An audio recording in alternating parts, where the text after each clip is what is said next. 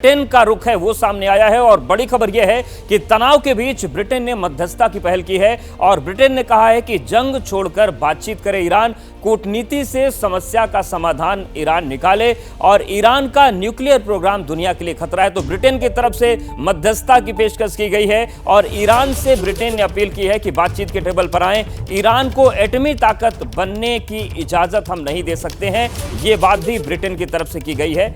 और ब्रिटेन की अपील पर ईरान का पलटवार भी सामने आ गया है। अमेरिका इजराइल पर ईरान का बहुत बड़ा आरोप सामने आया। ईरान ने कहा है कि पिछले हफ्ते अमेरिका से बातचीत हो रही थी, इजराइल ने कूटनीतिक रास्ते बंद कर दिए हैं और इस हफ्ते यूरोपियन यूनियन से भी बात हो रही थी। अब अमेरिका ने डिप्लोमेसी के रास्ते बंद किए हैं। तो ब्रिटेन ने मध्यस्थता की पेशकश की, लेकिन ईरान का कहना है कि कूटनीतिक रास्ते हो नहीं सकते और जो हालात इस वक्त बने हुए हैं, ऐसे हालात में बातचीत की उम्मीद आखिर हम कैसे करें, ये एक बड़ा सवाल ईरान उठा रहा है। शंकर प्रसाद जी आपके पास आ रहे हैं। जो पूरी परिस्थितियां हैं, ब्रिटेन कह रहा है कि मध्यस्थता होनी चाहिए, बातचीत आप करिए, रूस और चीन का जिक्र सामने आ रहा है, लेकिन ईरान फिलहाल ये कह रहा है कि अब वो दौर ही नहीं बचा है जब बातचीत की जा सके। तो क्या ये माना जाए कि अब ब्रिटेन जो बात कह रहा है, अमेरिका जो बात कह रहा है, रूस को ईरान अपना दोस्त बना रहा है, जो दो धड़ों में बढ़ती हुई दुनिया है, ये किधर जाती हुई दिख रही है आपको? देखिए, इस समय केवल एक ही विकल्प सामने आ रहा है, वो है डिप्लोमेसी और टॉक्स। नेगोशिएशन ही एक रास्ता है। अगर ये नेगोशिएशन का रास्ता नहीं अपनाते हैं, चाहे रशिया से बात कर लें, चाहे चाइना से बात कर लें, इसमें किसका नुकसान होगा? हमारे सामने एक बड़ा अच्छा वर्ल्ड के अंदर आज एक एग्जाम्पल नजर आ रहा है, रशिया और यूक्रेन की वॉर। उसमें क्या हो रहा है? उसमें ये हो रहा है कि कितने हजारों सैनिक दोनों साइड के मर चुके हैं, कितनी तबाही यूक्रेन में हो चुकी है, काफी हद तक तबाही रशिया में हो चुकी है। तो क्या ये दो देश चाहते हैं कि हमारी तबाही उसी प्रकार से होती रहे जिस तरह से यूक्रेन कंप्लीटली खत्म हो चुका है? तो मेरा मानना ये है कि जब तक कि चाइना और रशिया इनको सपोर्ट करते रहेंगे, शायद ये लड़ते रहें, लेकिन इनको रशिया और चाइना सपोर्ट क्या करेंगे?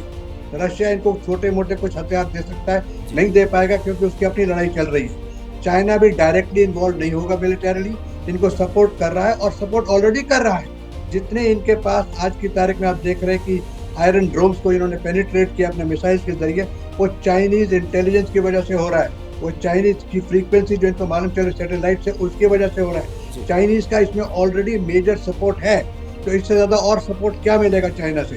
तो मेरा मानना ये है कि अगर इन्होंने ईरान के पास जो मैंने 4 विकल्प बताए, अगर उनको इस्तेमाल करते हैं तो इसका नतीजा इनके लिए काफी खराब होगा और इजराइल के लिए भी खराब होगा। तो इसमें अक्लमंदी ये है, इजराइल मस्ट अंडरस्टैंड नाउ कि they can penetrate my iron drone.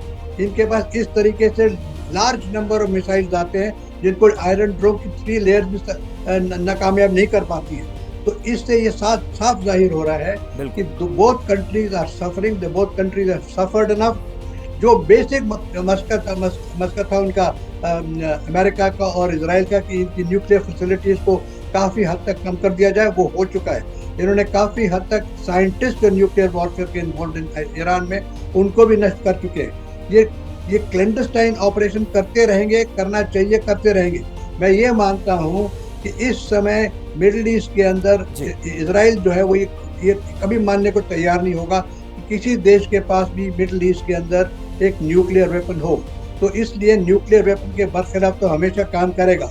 अब उसने कुछ साल के लिए इसको प्रोग्राम को रिटार्ड तो कर ही दिया है, लेकिन कंटिन्यूस निगाह रखेगा।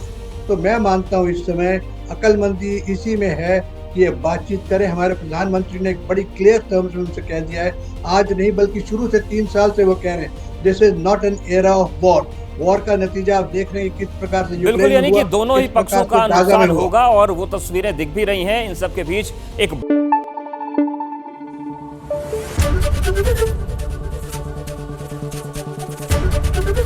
एबीपी न्यूज आपको रखे आगे।